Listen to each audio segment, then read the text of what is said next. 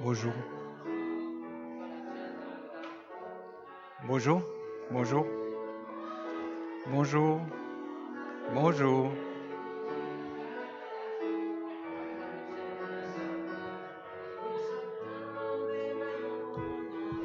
Bonjour Olivier.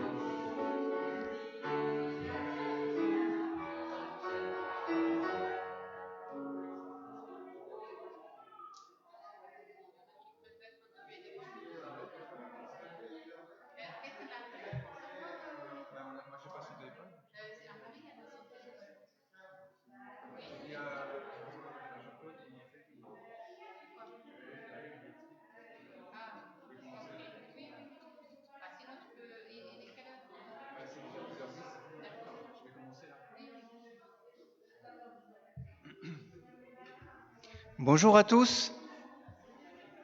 Je vous invite à venir vous asseoir.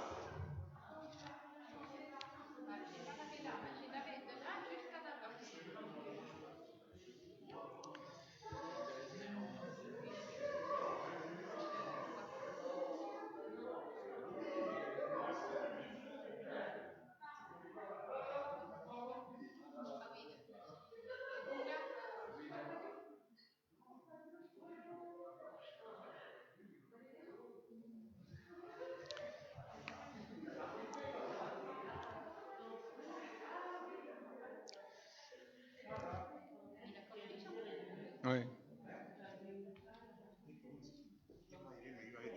D'accord, ok.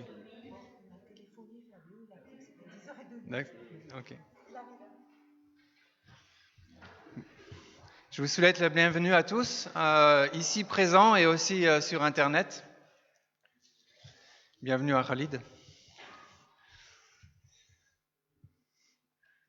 Si nous sommes ici, c'est parce que c'est Jésus qui nous réunit. Il est venu nous chercher. Il a frappé à la porte de notre cœur. Il a donné sa vie pour nous. Il a pris notre peine sur lui. Il nous a ouvert le chemin vers Dieu en gagnant le combat contre la mort, c'est-à-dire contre tout ce qui peut nous séparer de Dieu. Si nous l'entendons qui parle à notre cœur, laissons-le entrer dans notre vie. Faisons-lui la place d'honneur qui lui est due. Je lis dans le psaume 84, au verset 13, « Éternel, Seigneur des armées célestes, bienheureux est l'homme qui met sa confiance en toi. » Amen. Le chant que nous allons chanter maintenant est inspiré du même psaume, le psaume 84. Alors nous nous levons pour chanter « Un jour dans tes parvis ».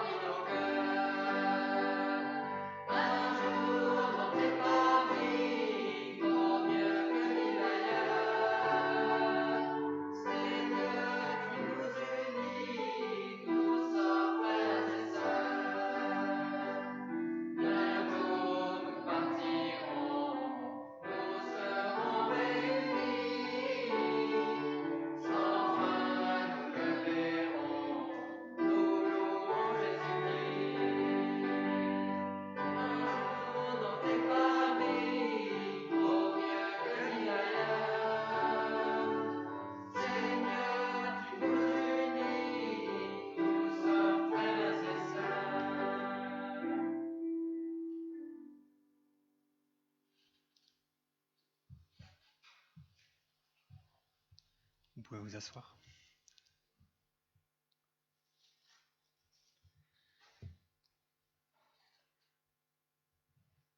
Seigneur, nous voulons te remercier parce que tu t'es fait connaître à nous. Nous voulons renouveler notre confiance en toi ce matin. Sois notre guide, sois notre soutien. Fais-nous connaître tes voies. Amen. Je lis un texte dans le livre du prophète Osée, au chapitre 11, verset 7. Mon peuple est décidé à me tourner le dos. On les appelle à regarder vers le Très-Haut, mais jamais aucun d'eux ne daigne élever le regard.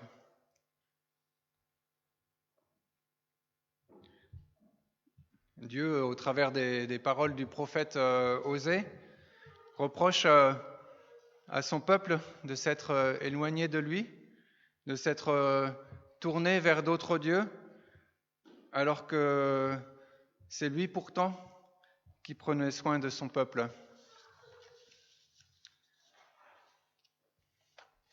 Alors pour nous, ne plaçons pas notre confiance dans les choses futiles, mais tournons plutôt nos regards vers Dieu, qui est la source de toutes choses. Faisons-lui entièrement confiance pour notre vie. Je propose que nous passions un temps dans le silence pour demander pardon à Dieu pour chaque fois où nous nous sommes détournés de lui, que nous avons cru pouvoir nous appuyer seulement sur nos propres forces ou sur d'autres choses, au lieu de lever le regard vers lui.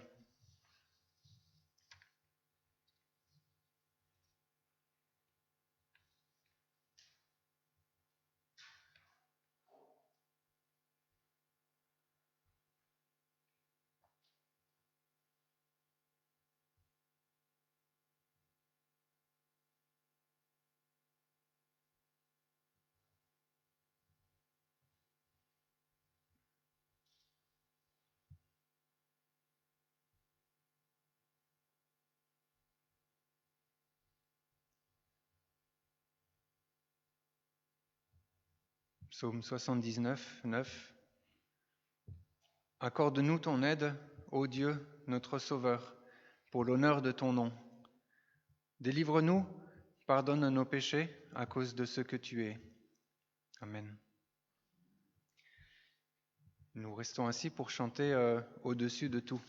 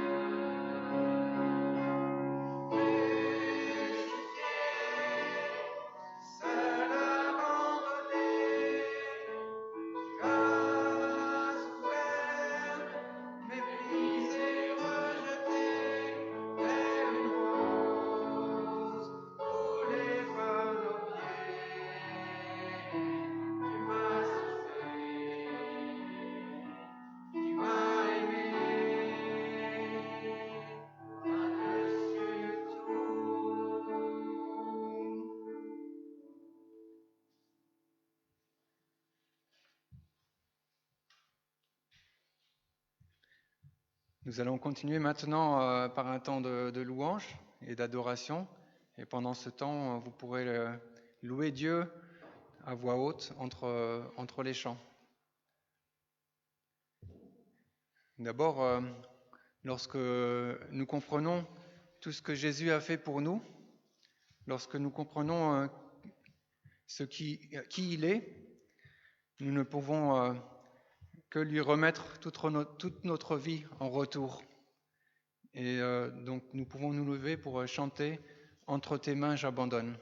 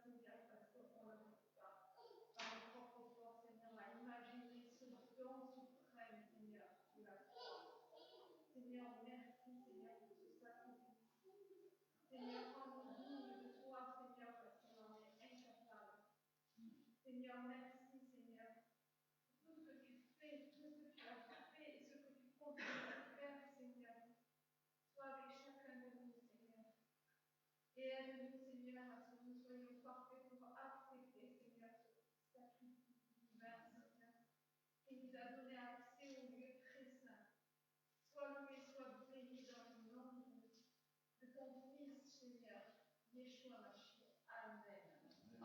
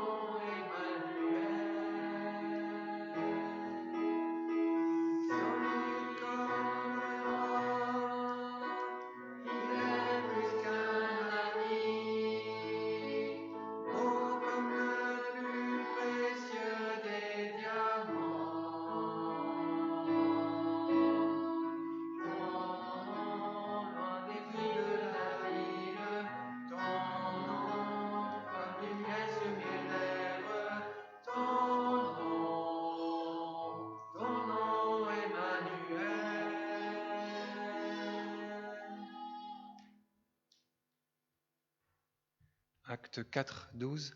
C'est en lui seul que se trouve le salut. Dans le monde entier, Dieu n'a jamais donné le nom d'aucun autre homme par lequel nous devions être sauvés. Amen.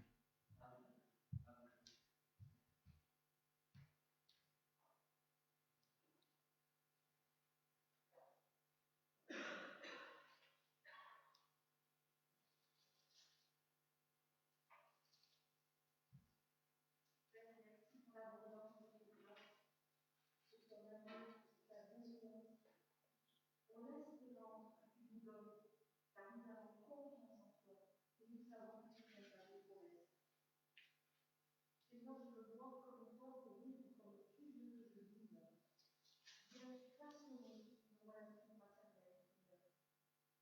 Que ton Église grandisse, ici, au Palestin, et que tous ensemble, nous puissions faire de tas de foi pour ta gloire. Que tu puisses agir à travers ton Église, Seigneur, pour réaliser l'impossible. Parce que c'est impossible aujourd'hui, toi tu peux toutes choses, Seigneur. Et bien réaliser ta gloire au Dieu de ce monde, Seigneur. Béni sois-tu. Amen.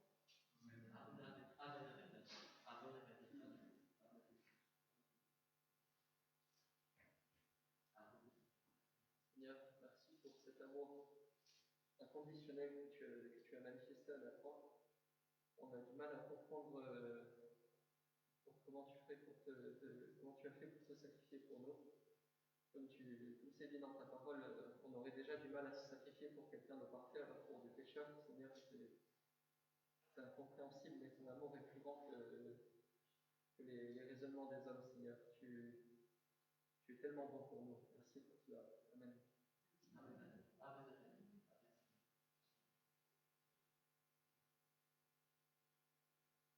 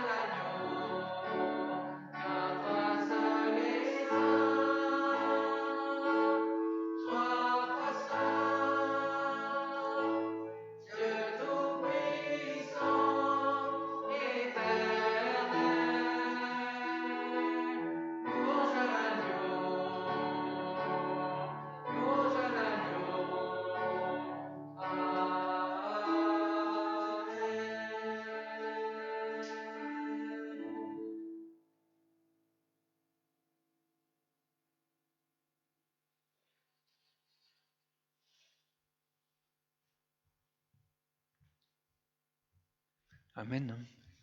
Nous allons rester debout pour dire ensemble ce que nous croyons. Et donc, c'est la confession de foi de Genève qui va s'afficher. Donc, on va le dire ensemble. Je crois en Dieu, le Père Tout-Puissant, notre Créateur. Je crois en Jésus-Christ, son Fils unique, notre Rédempteur. Je crois au Saint-Esprit, notre Consolateur. Je crois au Dieu éternel, à sa sainteté qui me condamne, à son amour qui me pardonne, à sa présence qui me régénère. Amen. Vous pouvez vous asseoir.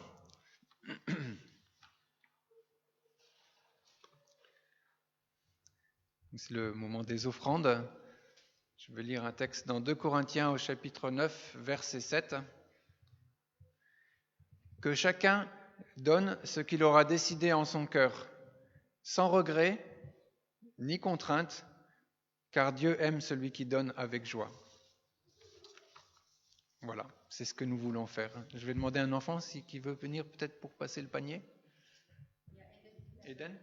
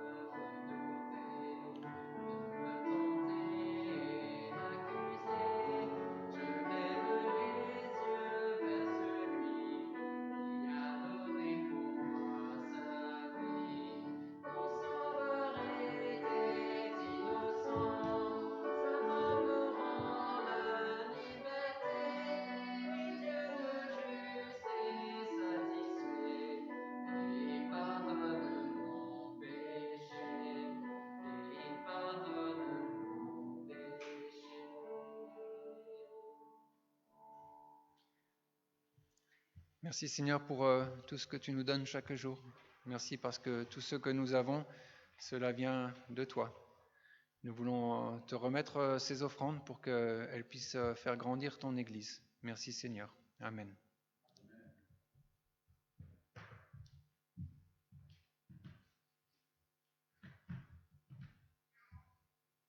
Ce matin, nous avons la joie d'accueillir le pasteur Fabio Genovese qui est à Aix-en-Provence et toute sa famille. Merci d'avoir fait le chemin jusqu'ici. Et avant de céder la parole à Fabio, je vais demander aux enfants s'ils peuvent venir devant pour qu'on prie pour eux.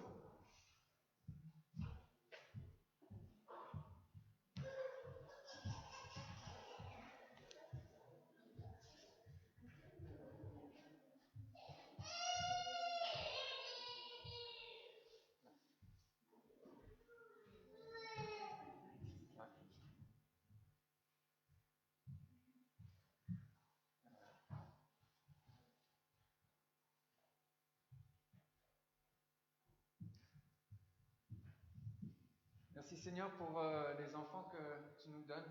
Merci pour la joie qu'ils nous apportent. Merci Seigneur aussi qu'ils puissent apprendre à te connaître. Et je te prie pour ce matin qu'ils puissent apprendre quelque chose de toi.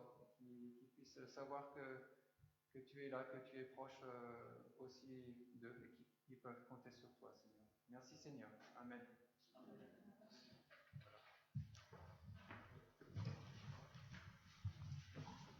Voilà, bienvenue Fabio.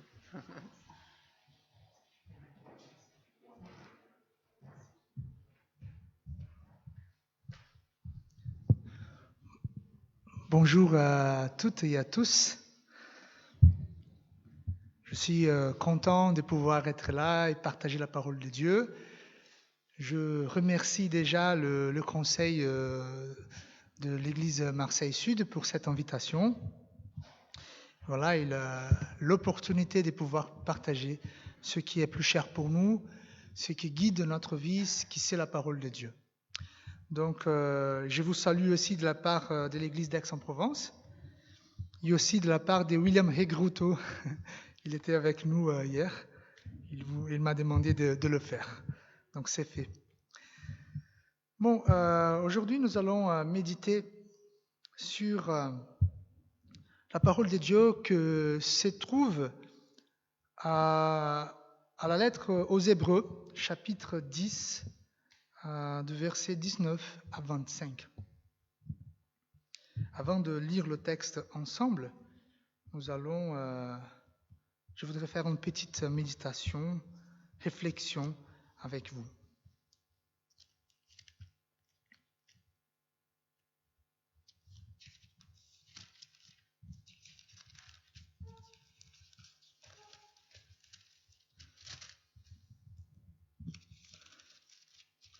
Donc, chers amis, si à 10 ans avant, même 15 ans avant, si on se demandait quelle était la génération plus connectée, la génération virtuelle, on dirait peut-être les adolescents, les jeunes adultes peut-être, mais aujourd'hui, je pense qu'il n'y a plus cette différence. Tous sont bien connectés, tous ont accès à un ordinateur, à un portable. Ça, c'est bien.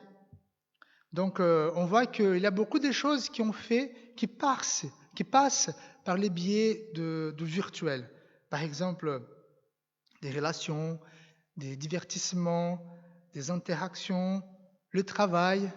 Et aujourd'hui, on vit l'Église aussi par le virtuel. Voilà. Mais quand même, c'est très bien. On est reconnaissant pour cette bénédiction. Mais il y a les dangers.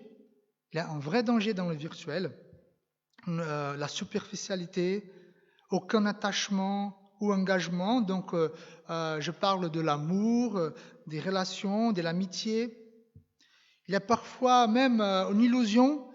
Là, quand je parle virtuel, je touche tout ce qui est virtuel. Par exemple, les jeux vidéo, il y a un genre d'illusion d'être puissant, de faire les choses, tout ça. Il y a quand même une addiction. On peut être accroché à l'ordinateur, au portable, tout ça. Et c'est comme ça. Après, on a un autre problème qui se rajoute là, c'est la pandémie. Donc la pandémie nous a poussés vers le virtuel. Quoi qu'on fasse, nous sommes plongés dedans. Par contre, il y a des choses dans la vie qu'on ne peut pas vivre seulement par le virtuel. Par essence, on ne peut pas vivre vraiment telle ou telle chose virtuellement.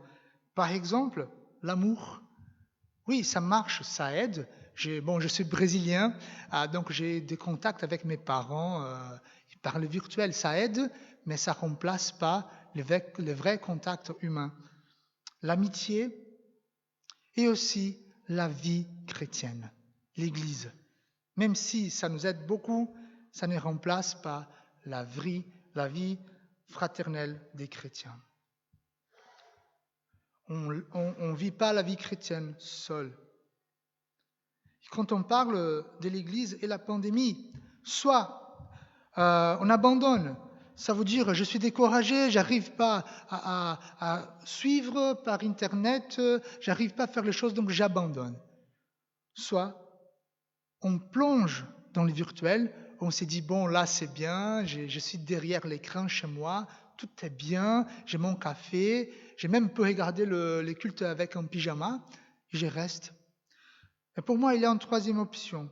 On reste ferme dans notre identité, notre adoration, et aussi on s'encourage pour qu'on puisse avoir une vraie vie entre chrétiens dans l'Église. Bien sûr, avec le virtuel, ça marche, mais aussi à ne pas abandonner cette relation, cette fraternité qu'on vit en vrai.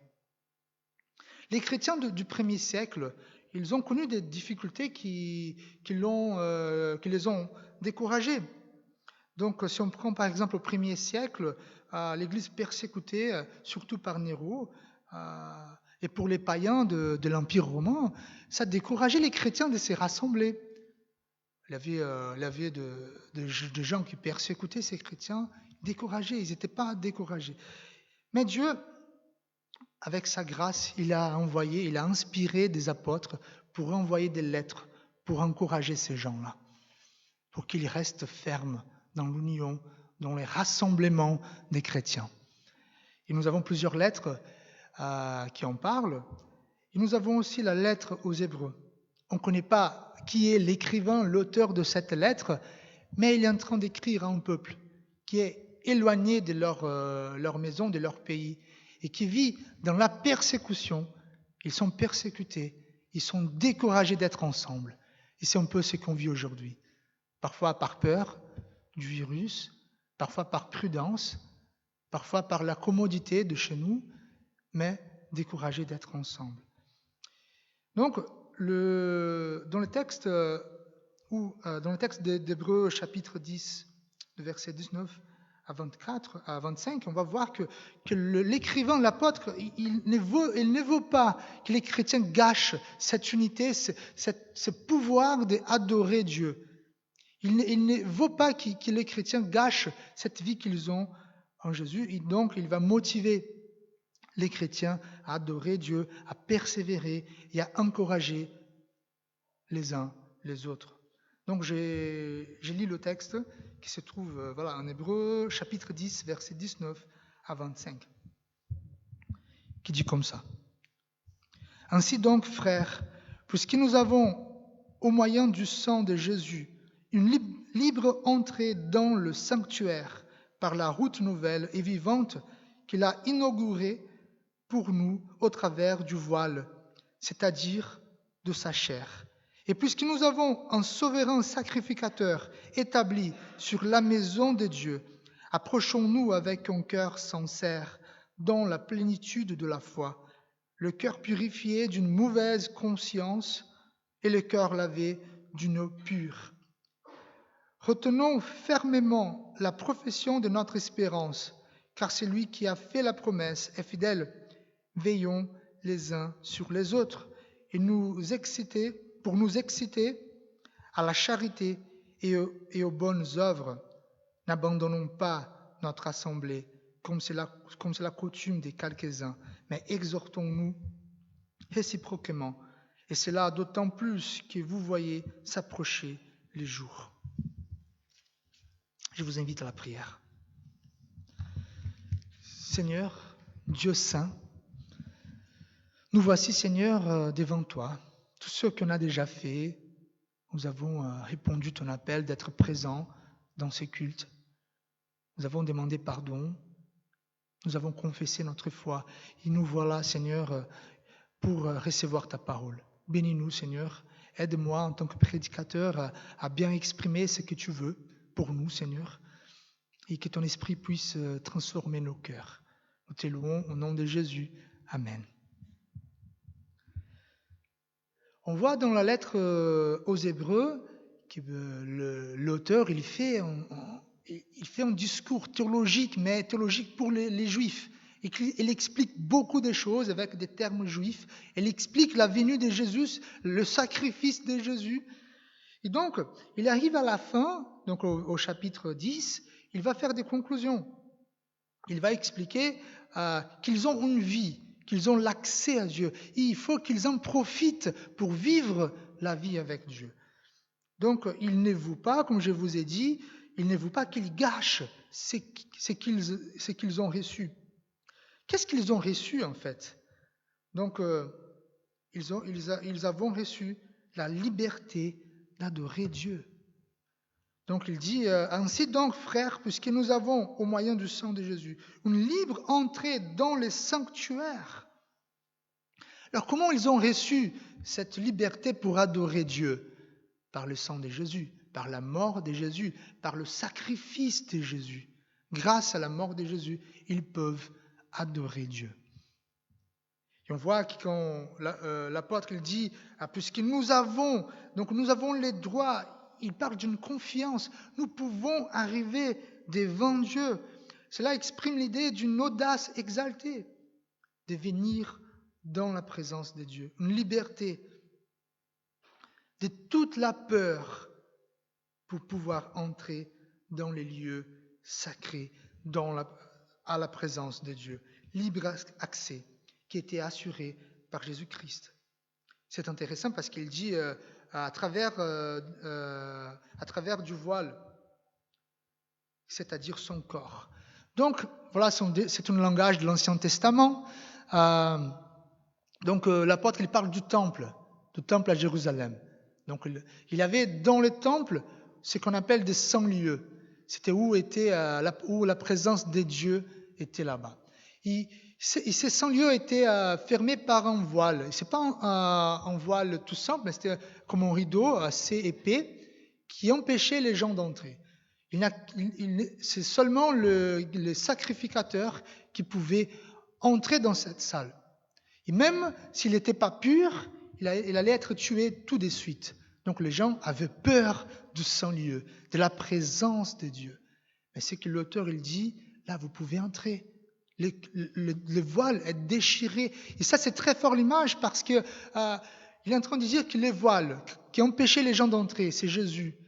Et les voiles étaient déchirés, ainsi comme Jésus. C'est grâce à la mort de Jésus, grâce au corps déchiré de Jésus, que nous pouvons entrer à la présence de Dieu. Et c'est ça qu'on va célébrer avec la Sainte Seine. Grâce à la mort de Jésus, que nous avons la vie. Donc, il va continuer. Il dit que l'auteur dit toutes les barrières à la présence de Dieu ont été brisées à jamais par le sang et le corps de Jésus. Il dit encore, et puisque nous avons un souverain sacrificateur établi sur la maison de Dieu. Ça veut dire quoi? Ça veut dire que Dieu, oui, il ouvre le passage pour qu'on entre, mais il reste avec nous.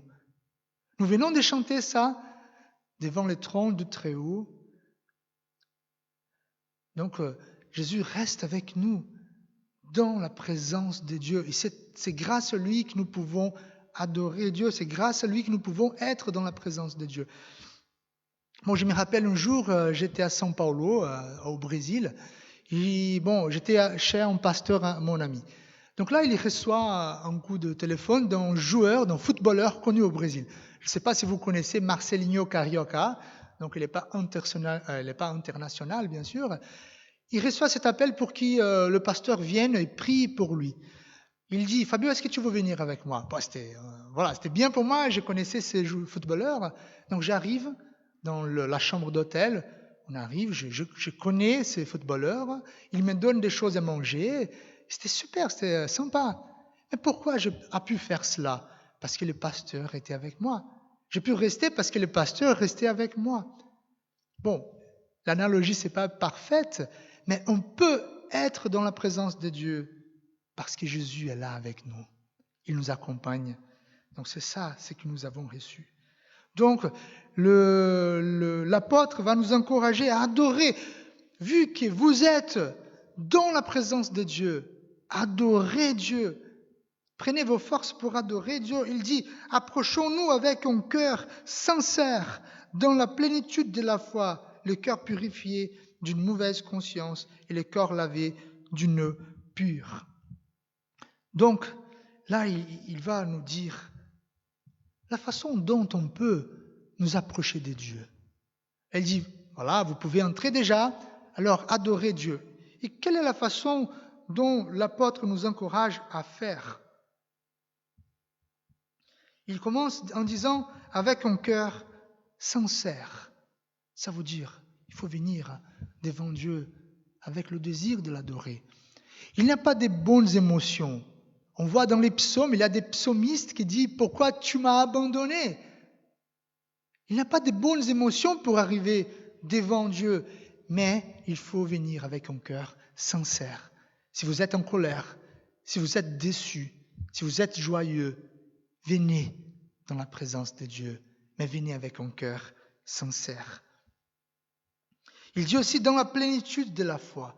Ça veut dire quoi? Ça veut dire que venir pour adorer à Dieu, c'est pas une action n'importe laquelle. Ça veut dire que notre adoration, c'est basé sur notre foi. En venant de confesser notre foi ensemble. Ça veut dire que nous adorons à Dieu selon ce qu'il nous a appris dans sa parole. C'est une adoration réfléchie. C'est pas une adoration irréfléchie. On sait ce qu'on fait. On sait ce que Dieu demande. Et quand je regarde la liturgie réformée évangélique, je suis content parce que c'est réfléchi. Tout ce qu'on fait, parfois on pense à pourquoi il y a l'adoration, l'appel, la louange, la confession de péché, parce que c'est réfléchi. On sait ce qu'on fait. Il dit aussi adorer avec le cœur purifié d'une mauvaise conscience. Ça veut dire quoi ça? Ça veut dire qu'on vient devant Dieu en sachant que nous sommes des pécheurs, en sachant que nous commettons des fautes, que nous ne sommes pas comme Dieu, que nous ne sommes pas parfaits. On reconnaît notre faiblesse. Mais il dit encore, avec le cœur lavé d'une eau pure. Donc, de la même façon qu'on arrive devant Dieu, on s'approche de Dieu en sachant que nous sommes imparfaits, on s'approche en sachant aussi que nous sommes pardonnés pour lui. On ne reste pas dans la culpabilité.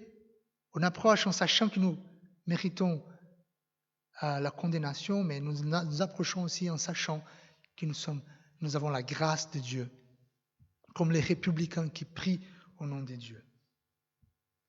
Donc voilà, nous pouvons entrer dans la présence de Dieu, donc adorons notre Dieu. Et aussi, il va nous dire, pour persévérer, retenons fermement la possession de notre espérance, car c'est lui qui a fait la promesse est fidèle. Donc, il fait le 12e avertissement. Le premier, c'est adorer. Le deuxième, c'est persévérer. Il exhorte les chrétiens à tenir fermement à l'espérance. Les amis, les chrétiens, ils professent leur espérance. Notre espérance est basée sur la parole de Dieu. Je me rappelle un jour, quand j'étais adolescent, je ne sais pas ici en France, mais au Brésil, il y a beaucoup de parcs d'attractions qui bougent. Donc, ils sont dans les petits villages. Donc, voilà, des choses comme ça. Et qu'on voit la vis s'accouer comme ça, on a peur que le truc démonte. Donc, il y a eu un parc d'attractions dans mon village, et mon ami m'appelle pour y aller. On y va. Donc, on arrive bientôt pour pouvoir bien profiter. Donc, on arrive, il m'a dit, Fabio, il y a un truc là, on y va. J'ai dit, ok, on y va. Et on court. Et pendant voilà notre démarche pour arriver au truc, j'ai dit, mais comment s'appelle le truc là, le jeu là? Il m'a dit, mais il s'appelle Kamikaze. J'ai dit, mais quoi? On va dans un truc qui s'appelle Kamikaze, c'est quoi ça? Donc c'était un truc vert, ça faisait peur. Et bon, j'entre dans ce truc là, ça tourne, et j'ai vraiment peur. Avant de commencer le voyage là, je demande au garçon là, est-ce que ça se ferme? C'est sécure. Est-ce que j'ai la sécurité là? Il dit, tranquille, vas-y, hein, c'est bien. Donc le truc, il tournait, et j'avais peur, il y avait même une larme qui tombait. Alors, mais je faisais confiance à la ceinture déjà, et à la parole de ces garçons. En fait, mon espérance de ne pas tomber, de ne pas mourir, n'était pas dans ma tête, mais était solidement fermée sur la ceinture et aussi à la parole. Donc l'espérance de chrétien, c'est pas une espérance éthérique, c'est pas une espérance qu'on voit pas. C'est une espérance à la parole de Dieu. On sait ce que Dieu nous a dit. C'est réel notre espérance. C'est pour ça que l'apôtre dit, pendant des moments difficiles, persévérer dans l'espérance qui se trouve dans la parole de Dieu. Et dernièrement,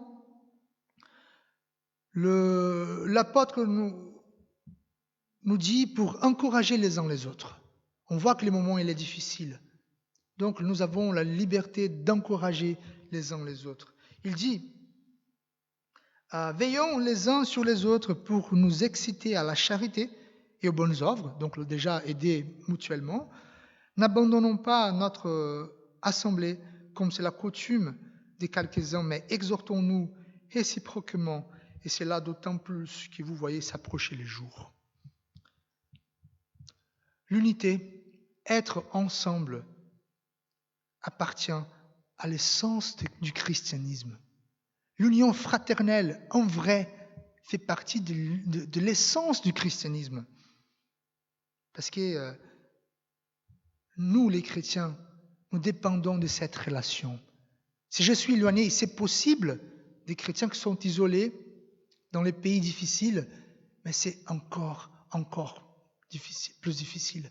Mais nous avons l'occasion, l'opportunité, la grâce de nous rassembler. Ça, c'est l'essence du christianisme, être ensemble parce que nous sommes encore l'Église.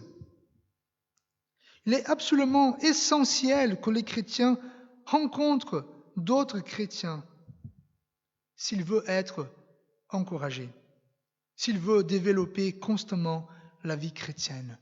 J'ai besoin de vous, et vous de moi, et d'autres chrétiens. C'est comme ça qu'on s'encourage, c'est comme ça qu'on développe, c'est comme ça qu'on grandit, selon la volonté de Dieu. L'auteur des Hébreux déplore le fait qu'il y a ceux qui négligent leurs réunions malgré l'approche du grand jour. Quand il dit du grand jour, il parle de la fin des temps. Franchement, je ne sais pas. Je ne peux pas juger ces qu'on vit là, si c'est la fin des temps ou pas. Je ne sais pas. Mais je sais que le moment, il est difficile. Ici, le moment est difficile. Être ensemble, c'est essentiel pour nous. Pour qu'on puisse être ensemble, pour qu'on puisse s'encourager.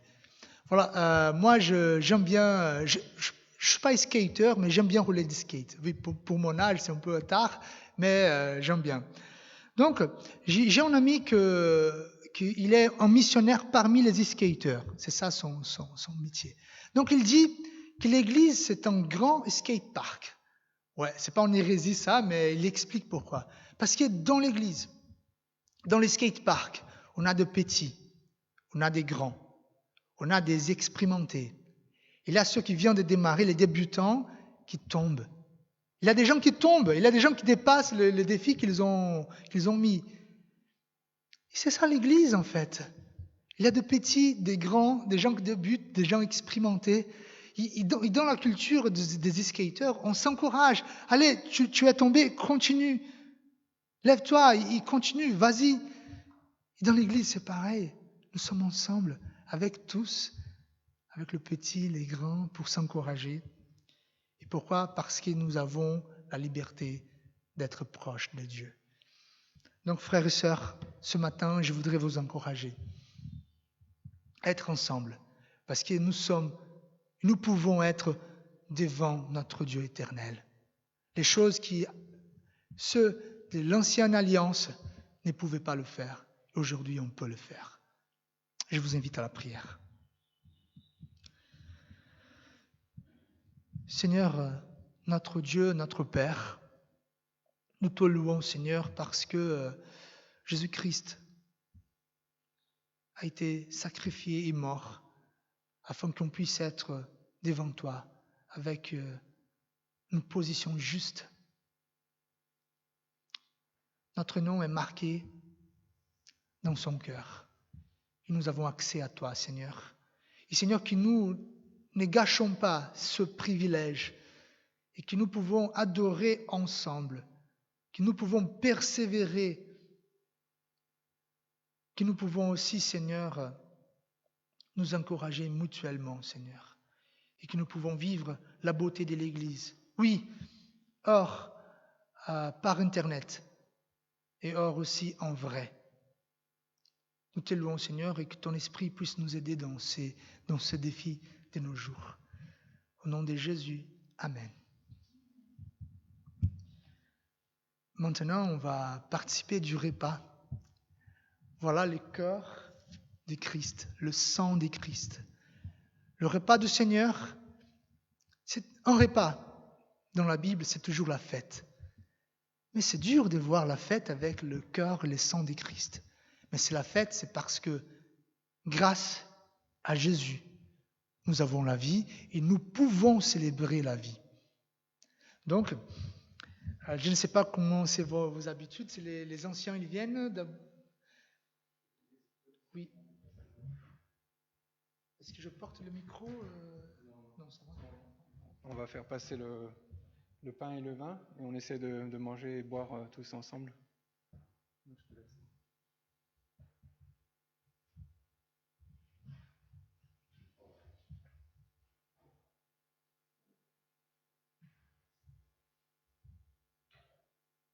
Élevons nos cœurs vers le Père céleste et vers notre Seigneur Jésus-Christ, qui siège à sa droite, lui dont le règne n'aura pas fin. Je vous invite à la prière. Il est vraiment digne et juste de te rendre grâce, de t'exalter, Dieu vivant, car tu as ramené d'entre les morts le prince de la vie, Jésus-Christ, notre Seigneur. Par lui, tu nous ouvres les portes de la vie éternelle. Par lui, nos cœurs mortels revêtiront l'immortalité.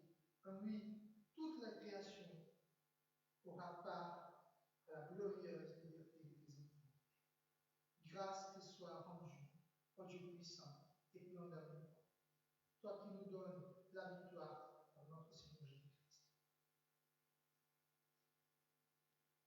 Nous disons ensemble, Saint, Saint, Saint est le Seigneur, le Dieu de l'univers. Les cieux et la terre sont remplis de sa gloire. Je vous invite à lire l'institution de la Sainte Seine, qui se trouve en Matthieu 26, verset 26 au verset 28. Pendant qu'il mangeait, Jésus prit du pain et après avoir dit la bénédiction, il le rompit et le donna aux disciples en disant: Prenez, mangez, ceci est mon cœur. Il prit ensuite une coupe et après avoir rendu grâce, il la leur donna en disant: Buvez-en tous, car ceci est mon cœur, mon corps, mon sang, le sang de l'alliance, qui est répandu pour beaucoup, pour le pardon des péchés. Je vous le dis, je ne boirai plus désormais de ce fruit de la vigne jusqu'au jour où j'en boirai du nouveau avec vous dans le royaume de mon Père. Je vous invite encore à la prière. Seigneur, nous te remercions pour ces moments, ce repas. Merci pour les frères et sœurs qui vont manger avec nous, qui vont boire avec nous, qui vont participer de cette célébration de la vie, Seigneur. Et que nous pouvons nous rappeler de ce que Jésus a fait pour nous. Que nous pouvons recevoir ta grâce parce que Jésus est présent. Nous t'élevons au Père, au nom de Jésus. Amen. Les pains, nous rompons et la communion du cœur de Christ. La coupe de bénédiction, c'est la communion au sang de Christ, la nouvelle alliance. Donc, je vous invite à vous lever, ceux qui vont prendre la Sainte Seine, tandis que les éléments vont être distribués.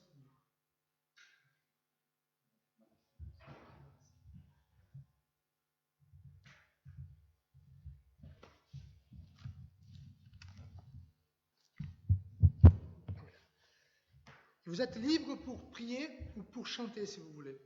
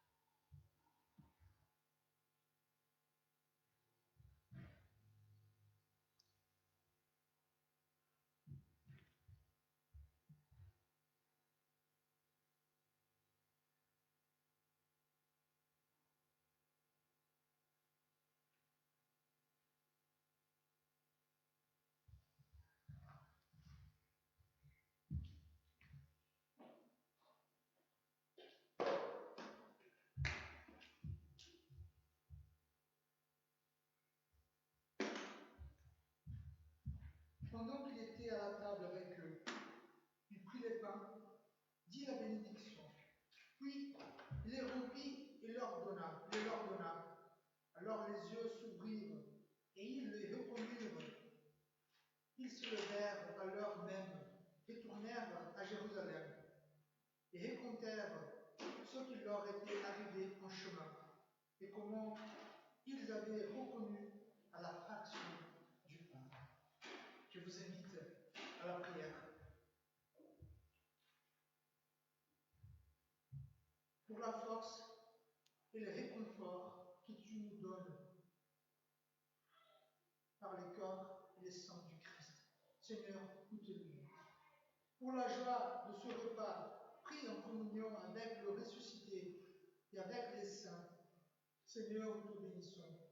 Pour l'unité en un même corps de tous ceux qui participent au même pain et à la même coupe, Seigneur, nous te rendons grâce. Pour ces signes de ton royaume qui vient, Seigneur, nous t'exaltons. Amen.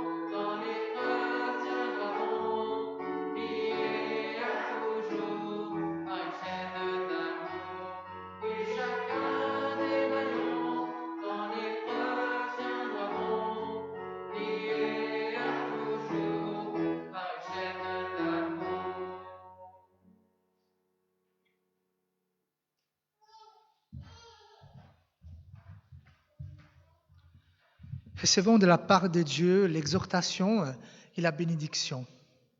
Frères et sœurs,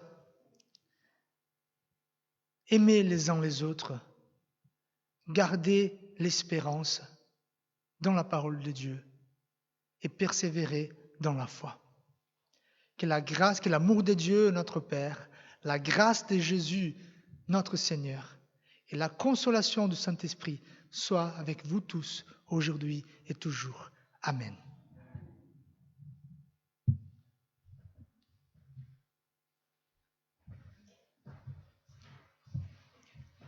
Normalement, vous avez dû recevoir la feuille d'annonce. Alors, je ne sais pas ce qu'il faut dire. Donc, mardi, il y a l'étude biblique, comme tous les mardis, à 20h. C'est Luc au chapitre 16. Donc, à 20h sur Internet, en ligne.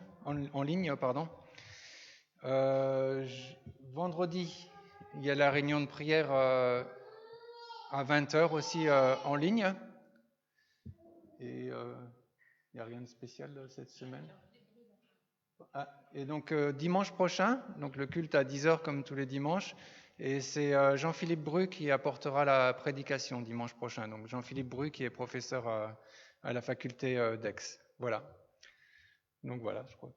Il n'y a pas d'autres annonces. Donc, et vous pourrez lire aussi sur la feuille d'annonce, il y a également le point financier qui est donné.